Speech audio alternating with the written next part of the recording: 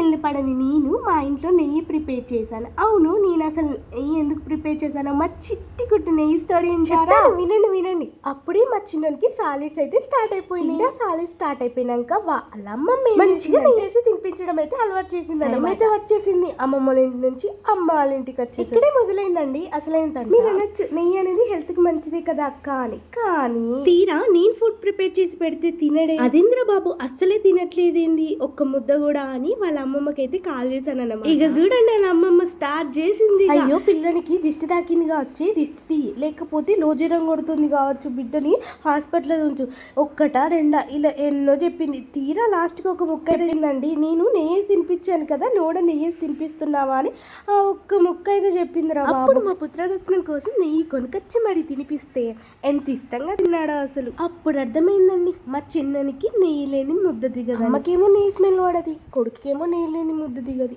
ఇదండి మా నెయ్యి స్టోరీ. మా నెయ్యి స్టోరీ నచ్చిందా? నచ్చితే ఒక లైక్ చేయండి, అలాగే మా ఛానల్ని ఫాలో చేయండి.